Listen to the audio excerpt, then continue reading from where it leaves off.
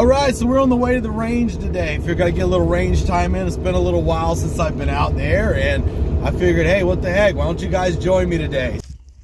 So what should a torba drill look like when you're shooting? The idea behind this is you're looking to have your shots as close to touching as you possibly can. You really want to make sure that you're feeling all of those shots and getting a good clean release in your shot process. That's what we're looking for. I'm not so much focused on form as I'm not so much focused on accuracy as I am focused on just a clean release and a target focus at this range. I want those arrows as close to touching as humanly possible here. All right, that's the idea. Nice, smooth, clean draw, clean release. Keep those arrows as tight of a cluster as you possibly can. Relax into your shot. If you find yourself wanting to rush your shot, give yourself a countdown, a mental countdown. 1 1,000, 2 1,000 at the least. So brush your ego aside. Brush your ego aside. Start close. Get your body warmed up. This is a physical activity here. We're not just doing this. This is a 15 here at this target back here. We're still trying to kind of set into our draw, really get comfortable with our shot.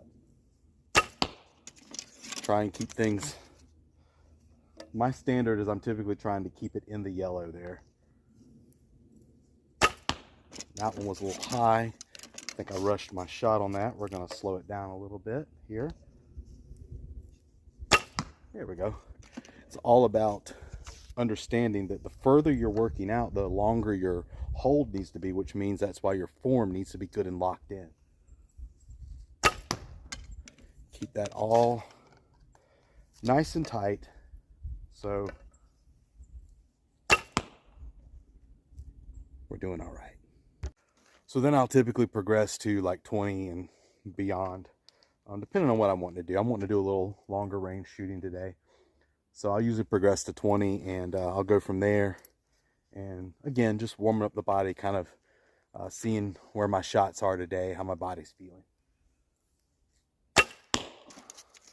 Still trying to keep it in that yellow. That's always the goal. Try and keep it in that bulls as much as we can. That one went a little high. That was a rush shot. So again, we're starting to kind of understand where our body mechanics are for the day. That's what a rush shot doesn't look like right there. So yeah, my standards for thumb draw shooting is actually pretty high. This is no knock on any other like shooters because everybody does their own thing, but you don't find a lot of long range precision shooting thumb draw people because it is more difficult. It is a more difficult style, but I think the benefits outweigh the difficulties overall. So I spend a lot of time working on precision with my shots. That's my goal. I have a standard of, I'm always trying to keep it in that yellow on anything I'm shooting. I'm hunting that 10 ring all the time. Then obviously from there we progress to further distances like 30 and whatnot.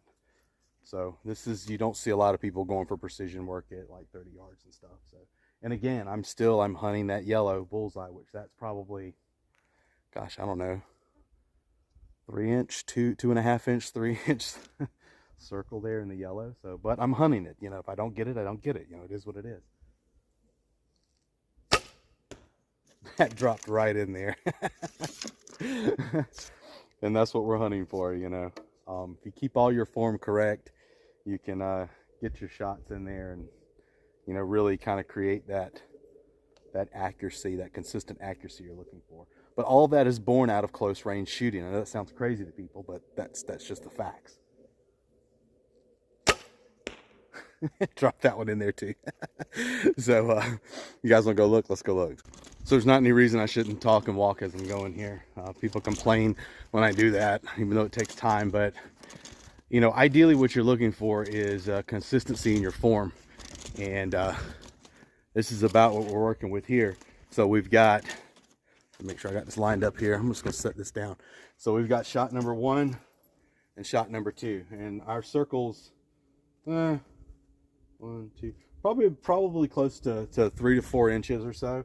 Shot number 1, shot number 2, and what we're looking for here, I don't know if you can tell here, angle it. So we've got everything pretty much in a straight line, and that's important because that just tells me it's elevation issues, right? Which the elevation here is good, I'll take it. I don't have any windage adjustments to make. That means I'm locking everything in position, and that's what we want.